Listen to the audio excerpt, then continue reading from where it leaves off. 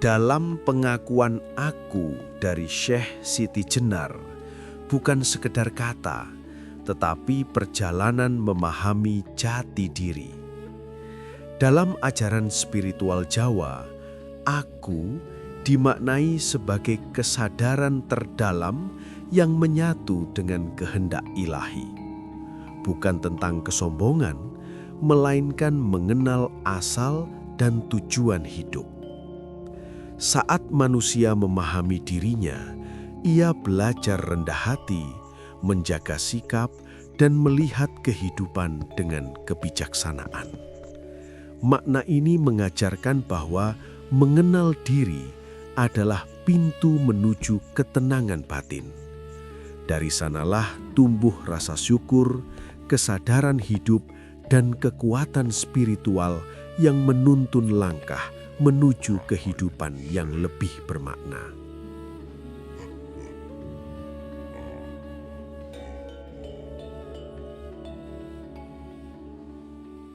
Syekh, di tempat segelap ini, orang biasanya akan ketakutan melihat bayangan hantu atau jin. Tapi panjenengan malah terlihat seperti sedang berpesta di tengah cahaya yang terang benderang. Apa yang sebenarnya sedang menari di dalam dada panjenengan itu? Apakah itu malaikat? Ataukah hanya hayalan dari rasa sepi yang terlalu dalam? Kiai Semar, kegelapan di luar ini hanyalah tipuan mata. Di dalam kalbu manusia terdapat sebuah titik yang disebut Latifatul Qalbi. Sebuah istana cahaya yang tidak pernah padam. Di sanalah tarian cahaya itu terjadi. Bukan cahaya matahari atau rembulan, melainkan cahaya di atas cahaya, nur ala nur. Ketika roh sudah melepaskan beban duniawi, ia akan menari mengikuti irama kehendak Sang Maha Pencipta. Wah, kalau tarian itu ada di dalam hati, berarti setiap manusia punya panggung sendiri ya, Syekh. Tapi kenapa banyak orang yang hatinya justru gelap gulita, penuh dengan rasa benci dan iri hati? Apakah cahaya itu padam, atau mereka yang sengaja menutup pintunya rapat-rapat dengan kunci keserakahan? Cahaya itu tidak pernah padam, Kiai. Hanya saja hati mereka tertutup oleh debu-debu keduniawian yang tebal.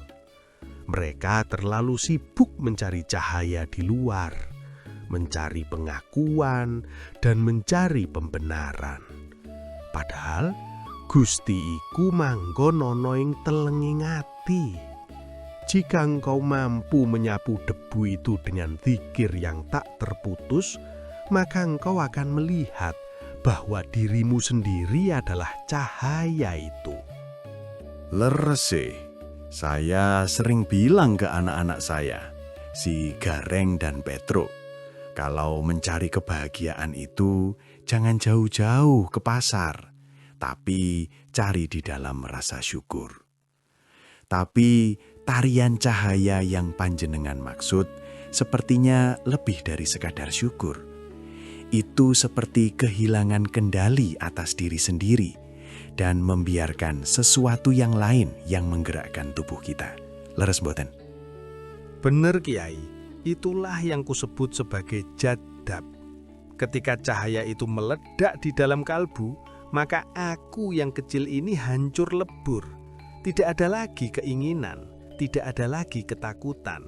Yang ada hanya gerakan kasih sayang yang murni.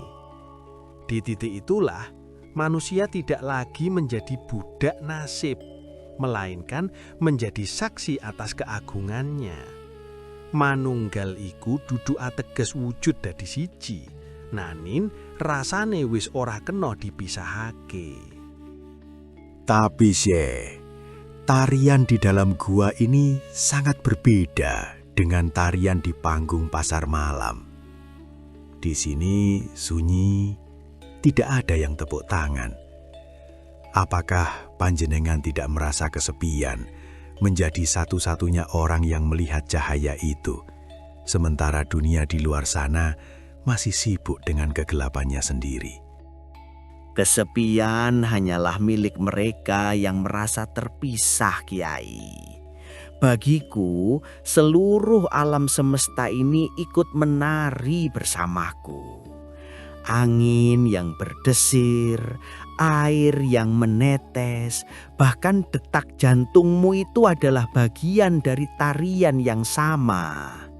Aku tidak butuh tepuk tangan manusia, karena aku yang ada di dalam adalah saksi sekaligus yang disaksikan.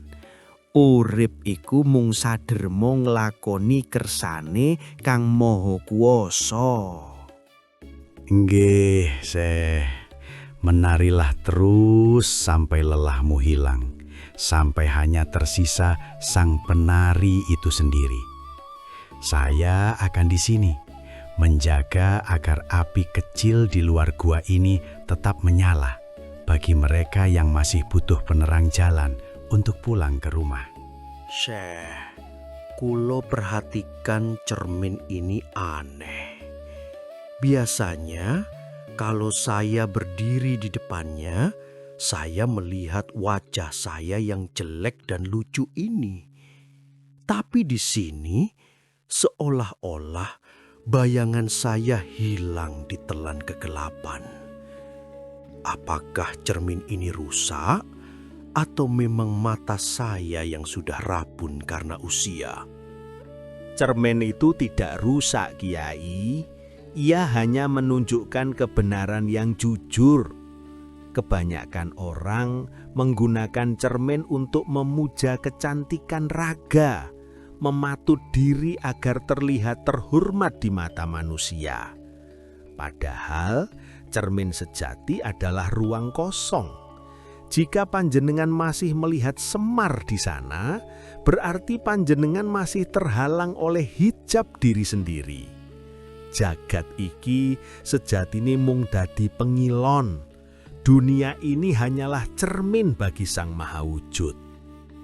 Waduh, berat sekali bicaranya, Syekh. Jadi kalau saya tidak ada di cermin itu, lalu di mana saya berada? Jangan bilang kalau saya ini sebenarnya tidak ada. Nanti kalau saya tidak ada, siapa yang akan menghabiskan nasi tumpeng di dapur? Keberadaanmu itu seperti bayangan di atas air, Kiai. Tanpa ada, tapi jika disentuh, ia hanyalah getaran. Tuhan ingin melihat keindahannya. Maka ia menciptakan alam semesta sebagai cermin. Kita semua adalah pantulannya. Zat kang katon ing kene, sejatine dudu kene. Namun manusia seringkali salah paham. Mereka justru mencintai bayangannya dan melupakan siapa yang berdiri di depan cermin itu. Saya mulai paham arah bicara panjenengan. Jadi maksud panjenengan, aku yang panjenengan bicarakan itu adalah dia yang sedang berkaca. Dan kita ini hanya pantulan yang seringkali merasa menjadi pemilik wajah. Tapi, Syekh, apakah tidak berbahaya jika pantulan merasa menjadi yang memiliki wajah? Nanti bisa-bisa pantulan itu merasa berhak memerintah dunia. Itulah bedanya kesadaran dan kesombongan, Kiai. Orang yang sombong merasa dirinya adalah Tuhan karena egonya membesar. Tapi orang yang sampai pada makrifat merasa dirinya adalah Tuhan karena egonya telah sirna. Di dalam cermin yang kosong ini, aku tidak lagi melihat Siti Jenar yang berdaging dan berdarah. Aku melihat cahaya yang tak terbagi. Manunggal iku dudu raga ketemu raga, nangin sirnane rasa rumangsa. Nyuwun sewu, Syekh. Tapi di mata orang awam, cermin kosong itu menakutkan. Mereka butuh pegangan, butuh sosok yang disembah, butuh aturan yang jelas. Jika semuanya dianggap bayangan, nanti mereka kehilangan arah. Bukankah lebih baik membiarkan mereka melihat bayangan yang baik daripada menyuruh mereka melihat kekosongan yang belum tentu kuat mereka tanggung? Kebenaran tidak bisa disembunyikan hanya karena orang takut, Kiai. Cermin ini adalah ujian. Barang siapa yang berani menatap kekosongan dirinya, ia akan menemukan kepenuhan Tuhan. Siapa yang berani mengakui bahwa dirinya nol, maka ia akan diisi oleh Sang Alif yang Maha Tunggal. Gusti iku samar, nanging nyoto ing jron telenging ati. Jika hati sudah menjadi cermin yang bersih, maka tidak ada lagi jarak antara yang melihat dan yang dilihat. Melihat tanpa mata, mendengar tanpa telinga. Panjenengan memang senang bermain di tepi jurang hakikat. Saya hanya berharap cermin kosong ini tidak membuat panjenengan pecah berkeping-keping sebelum waktunya tiba. Syekh, lihatlah mereka begitu tertib mengikuti aturan, membasuh muka, tangan, hingga kaki. Mereka merasa aman dalam barisan yang lurus. Namun, saya dengar panjenengan sering menyebut bahwa semua itu hanyalah kulit yang membungkus ketiadaan. Bukankah aturan itu yang menjaga agar tatanan dunia ini tidak porak-poranda, Syah? Kiai Semar, aku tidak menyalahkan air yang mereka gunakan untuk membasuh muka. Namun, banyak dari mereka yang hanya membasuh kulit, sementara hatinya masih penuh dengan daki keduniawian. Mereka menyembah Tuhan seolah-olah Tuhan itu benda jauh yang harus dirayu dengan gerak tubuh. Syariat tanpa hakikat iku kotong, seperti kelapa yang kau banggakan batoknya, padahal di dalamnya tidak ada isinya sama sekali. Tapi, kelapa tanpa batok itu akan tumpah airnya dan busuk dagingnya. Orang awam butuh pagar. Jika panjenengan bilang, aku adalah dia, lalu buat apa mereka lelah-lelah rukuk dan sujud? Nanti mereka bisa berpikir, untuk apa sholat kalau aku sudah satu dengan yang disembah? Ini yang bikin para penjaga syariat di keraton meradang, Syekh. Panjenengan dianggap membongkar pagar sebelum mereka tahu caranya berdiri tegak. Pagar itu seringkali justru menjadi penjara, Kiai. Mereka terlalu asik menyembah pagar hingga lupa pada sang pemilik rumah. Bagiku, sujud sejati bukan sekadar dai menyentuh bumi, tapi sirnanya si penyembah. Selama kau merasa dirimu yang sholat, maka kau masih terpisah darinya. Manembah iku dudu amarga wedi neraka utawa pengin swarga, tapi karena kesadaran bahwa tidak ada tempat kembali selain pada wujud yang satu. Panjenengan memang seneng bicara ngedap-ngedapi. Tapi ingat, Syekh, kita ini hidup di tanah Jawa yang penuh tata krama. Empan papan itu penting. Kebenaran panjenengan itu seperti api. Di tangan yang tepat, ia menjadi penerang. Di tangan yang salah, ia bisa membakar seluruh desa. Para wali dan sultan bukan tidak tahu tentang hakikat, tapi mereka menjaga agar bayi-bayi spiritual ini tidak tersedak oleh makanan yang terlalu keras bagi tenggorokan mereka. Kebenaran tidak bisa dicicil, Kiai. Menyembunyikan hakikat demi menjaga syariat sama saja dengan memberi janji palsu pada para pencari Tuhan. Aku tidak bisa berpura-pura bahwa jarak itu ada, padahal sekat itu telah runtuh. Mereka menyebutku sesat, karena aku tidak mau bersujud pada berhala-berhala formalitas. Bagi Siti Jenar, Gusti ku ora ono ing masjid, ora ono ing Ka'bah, tapi ada pada setiap helaan napas yang disadari dengan rasa cinta. Maka dari itu, benturan ini tidak akan pernah usai selama lidah masih bicara soal luar dan dalam. Panjenengan bicara dari puncak gunung, mereka bicara dari kaki lembah. Suaranya memang sama, tapi pemahamannya berbeda jauh. Saya khawatir, Syekh, jika panjenengan terus menabrakkan hakikat ke dinding syariat yang keras. Dinding itu mungkin retak, tapi panjenenganlah yang akan hancur lebur. Hancur adalah tujuanku, Kiai. Biarlah raga ini hancur, agar tidak ada lagi yang menghalangi penglihatan orang pada sang kebenaran.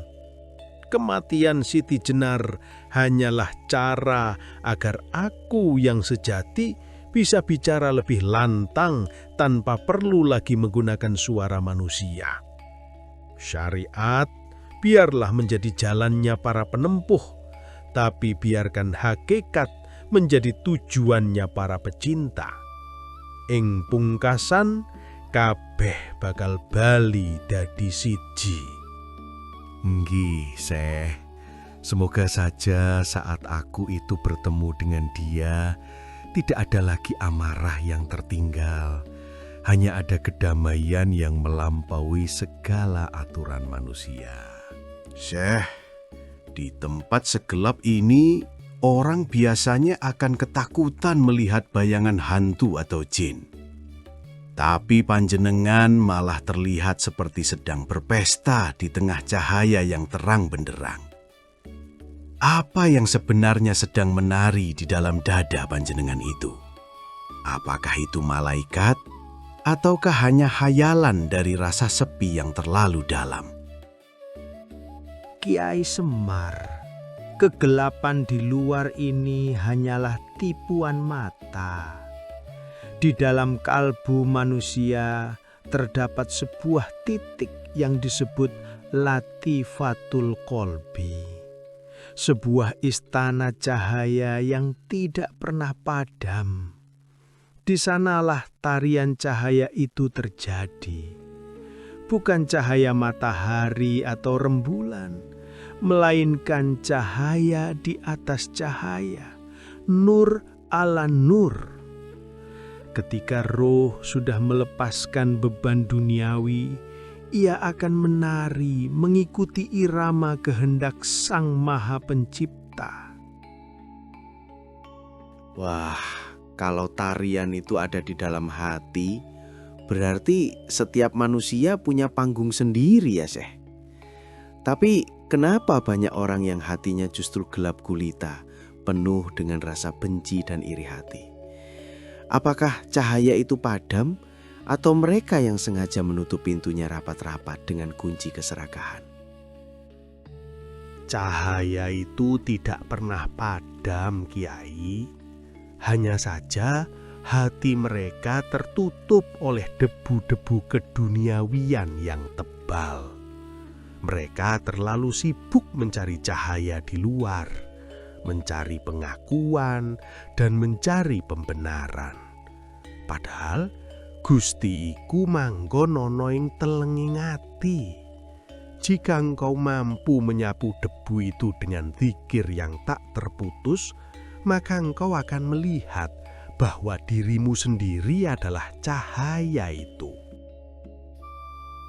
Lerese, saya sering bilang ke anak-anak saya, si Gareng dan Petro, kalau mencari kebahagiaan itu jangan jauh-jauh ke pasar, tapi cari di dalam rasa syukur. Tapi tarian cahaya yang panjenengan maksud sepertinya lebih dari sekadar syukur. Itu seperti kehilangan kendali atas diri sendiri dan membiarkan sesuatu yang lain yang menggerakkan tubuh kita. Leres mboten? Bener Kiai, itulah yang kusebut sebagai jadab. Ketika cahaya itu meledak di dalam kalbu, maka aku yang kecil ini hancur lebur. Tidak ada lagi keinginan, tidak ada lagi ketakutan. Yang ada hanya gerakan kasih sayang yang murni. Di titik itulah, manusia tidak lagi menjadi budak nasib, melainkan menjadi saksi atas keagungannya. Manunggal iku dudu ateges wujud dadi siji, nanin rasane wis ora kena dipisahake. Tapi tarian di dalam gua ini sangat berbeda dengan tarian di panggung pasar malam. Di sini sunyi, tidak ada yang tepuk tangan. Apakah panjenengan tidak merasa kesepian menjadi satu-satunya orang yang melihat cahaya itu, sementara dunia di luar sana masih sibuk dengan kegelapannya sendiri? Kesepian hanyalah milik mereka yang merasa terpisah, Kiai. Bagiku, seluruh alam semesta ini ikut menari bersamaku. Angin yang berdesir, air yang menetes, bahkan detak jantungmu itu adalah bagian dari tarian yang sama. Aku tidak butuh tepuk tangan manusia, karena aku yang ada di dalam adalah saksi sekaligus yang disaksikan. Urip iku mung sadermo nglakoni kersane Kang Maha Kuwasa. Nggih, menarilah terus sampai lelahmu hilang, sampai hanya tersisa sang penari itu sendiri. Saya akan di sini, menjaga agar api kecil di luar gua ini tetap menyala bagi mereka yang masih butuh penerang jalan untuk pulang ke rumah. Sepertinya bayangan sudah mulai menyatu dengan pemiliknya. Di ufuk sana, matahari akan tenggelam. Namun saya tahu bagi panjenengan ini bukanlah kegelapan. Tapi apakah panjenengan tidak merasa sayang meninggalkan dunia yang elok ini? Masih banyak orang yang butuh bimbingan. Masih banyak sawah yang perlu diairi dengan kebijakan panjenengan. Kiai Semar, pohon yang sudah berbuah matang tidak akan selamanya menggantung di dahan. Ia harus jatuh ke tanah agar bisa tumbuh menjadi kehidupan yang baru. Perjalananku di alam kematian ini sudah cukup. Kini saatnya aku pulang ke alam kehidupan yang sejati. Manunggal iku dudu sirna, nanging bali marang sangkan paraning dumadi. Tidak ada yang kutinggalkan, karena sebenarnya aku tidak pernah memiliki apapun, bahkan nyawaku sendiri. Jenengan benar-benar sudah lulus. Orang lain takut mati seperti takut melihat hantu. Tapi jenengan malah menyambutnya seperti pengantin menyambut malam pertama. Tapi Syekh, apa pesan terakhir untuk saya yang masih harus menjaga bangkai-bangkai hidup di dunia ini, agar mereka tidak saling cakar karena berebut bayangan?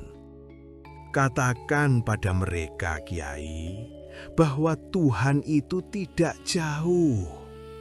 Jangan mencarinya di tempat yang jauh jika di dalam dadamu sendiri engkau masih memelihara berhala ego. Gusti iku sejatine raga lan jiwa kita dhewe. Jika aku sudah runtuh, maka yang ada hanyalah aku yang maha hidup. Inilah penyatuan akhir, di mana tidak ada lagi jarak antara tetesan air dan samudra. Nggih, Syekh. Saya akan sampaikan bahwa hidup itu hanya mampir untuk mengenali diri sendiri. Tapi bagaimana jika nanti raga panjenengan sudah tidak ada? Orang-orang akan berdebat tentang kuburanmu, tentang ajaranmu, bahkan mungkin menganggap panjenengan tidak pernah ada. Apakah itu tidak membuat aku panjenengan merasa terhina oleh sejarah? Biarlah mereka berdebat tentang debu, Kiai. Siti Jenar hanyalah nama, hanya topeng yang kupakai untuk bercakap-cakap denganmu. Setelah ini, biarkan aku hilang dalam ketakterbatasan. Sing sopo kenal awake, bakal kenal Gustine. Jika mereka mencari aku di dalam tanah, mereka tidak akan menemukanku. Carilah aku di dalam detak jantungmu sendiri yang paling sunyi. Di sana kita akan selalu bertemu. Wah, kalau begitu saya tidak perlu sedih ya. Ternyata panjenengan hanya pindah kamar, tapi tetap satu rumah dengan saya. Baiklah Syekh, silahkan melangkah. Gerbang itu sudah terbuka lebar. Saya akan tetap di sini, menjadi pamong bagi jagat raya, menjaga agar keseimbangan tetap ada, meski matahari dan rembulan silih berganti. Terima kasih Kiai Semar. Kehadiranmu adalah bukti bahwa Tuhan Maha Bijaksana menaruh jiwa yang luas di dalam raga yang sederhana. Sekarang biarkan tirai ini terbuka. La ilaha illa huwa. Tidak ada Siti Jenar, tidak ada kematian, hanya ada Dia yang meliputi segalanya. Selamat tinggal pada perpisahan, karena sekarang aku telah sampai pada pertemuan yang abadi. Sugeng tindak, Syekh. Urip iku mung sader mung lakoni. Sampai jumpa di dalam rasa yang tidak pernah terbagi. Semoga cahaya panjenengan tetap menjadi suluh bagi jiwa-jiwa yang masih berani bermimpi tentang kebebasan sejati. Iyalah, sampun tuntas tugasé panjenengan, Syekh.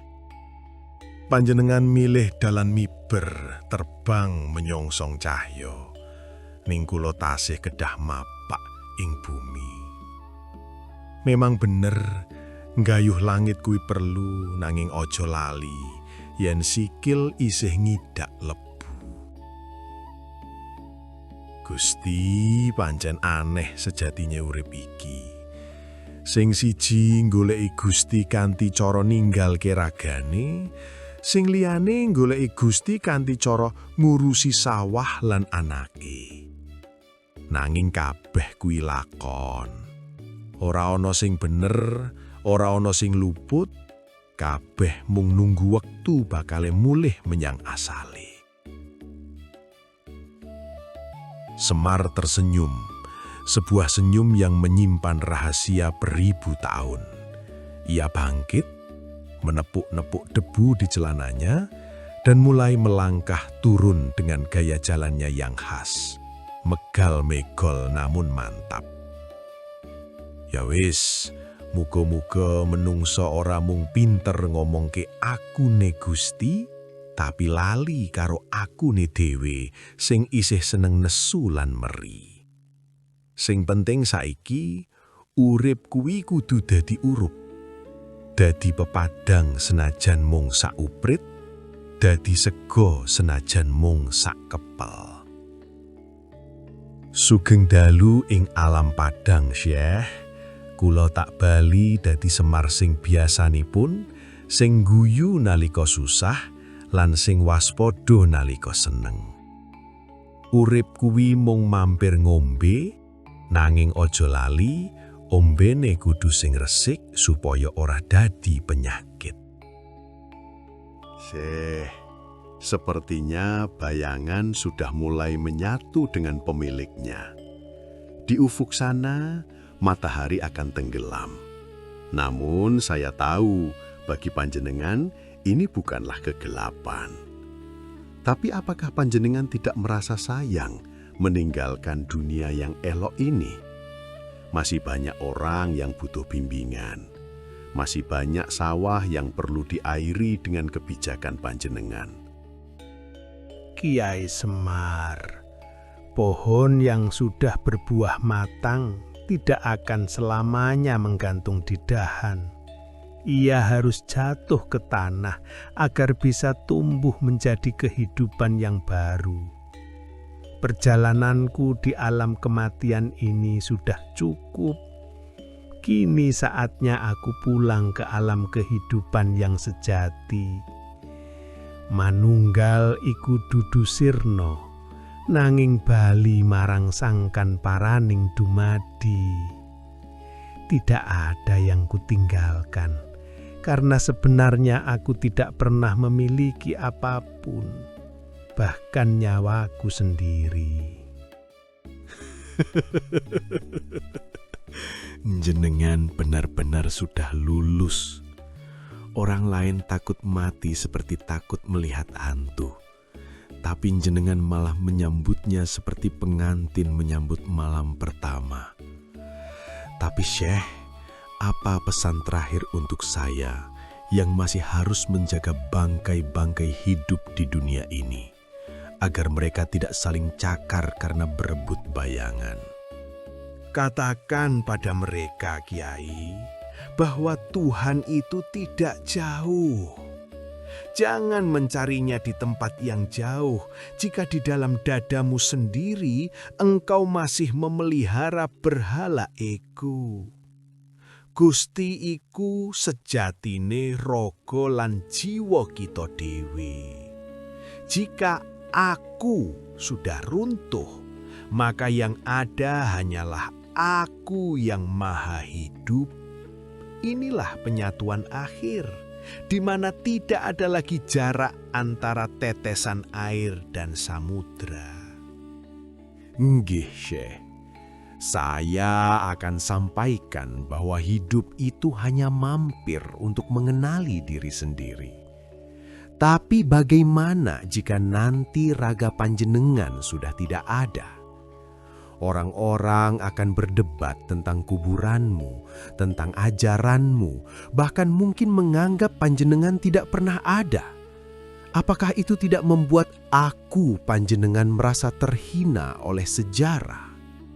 Biarlah mereka berdebat tentang debu, Kiai.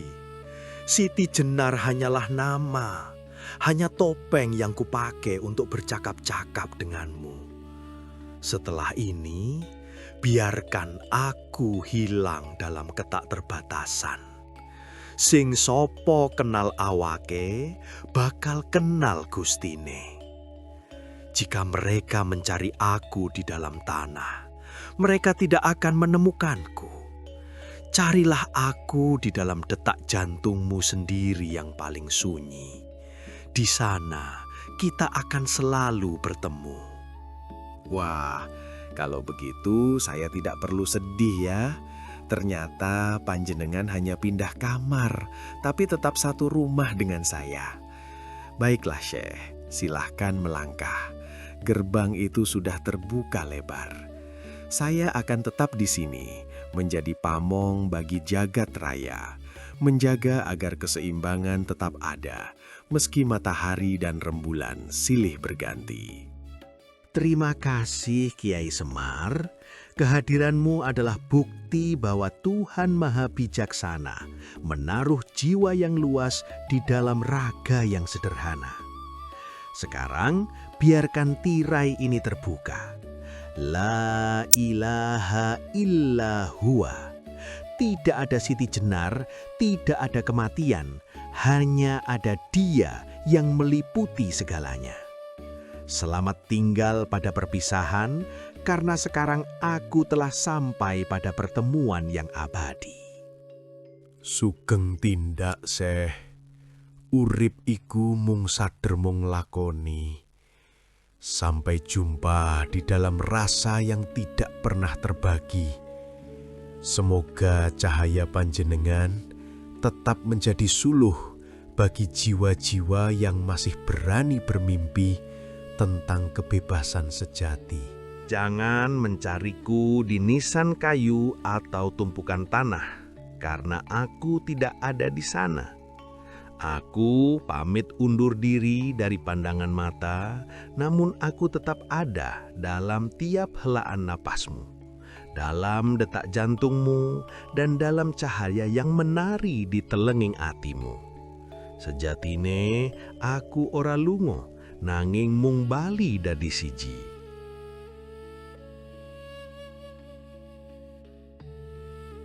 Iyalah, sampun tuntas tugasé panjenengan, Syekh. Panjenengan milih dalan miber terbang menyongsong cahya. Ning kula tasih kedah mapak ing bumi. Memang bener, nggayuh langit kuwi perlu, nanging aja lali yen sikil isih ngidak lebu. Gusti pancen aneh sejatinya urip iki. Sing siji goleki Gusti kanthi cara ninggalke ragane, sing liyane goleki Gusti kanthi cara ngurusi sawah lan anake. Nanging kabeh kuwi lakon.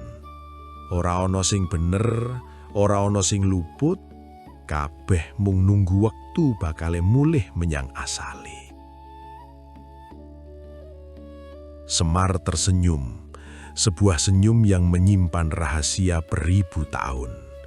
Ia bangkit, menepuk-nepuk debu di celananya, dan mulai melangkah turun dengan gaya jalannya yang khas. Megal-megol namun mantap. Ya wis, muga-muga menungso ora mung pinter ngomongke akune Gusti, tapi lali karo akune dhewe sing isih seneng nesu lan meri. Sing penting saiki urip kuwi kudu dadi urup. Dadi pepadang senajan mung sak uprit, dadi sego senajan mung sak kepel. Sugeng dalu ing alam padang, Syekh. Kula tak bali dadi Semar sing biasanipun, sing guyu nalika susah, lan sing waspada nalika seneng. Urip kuwi mung mampir ngombe, nanging aja lali ombene kudu sing resik supaya ora dadi penyakit.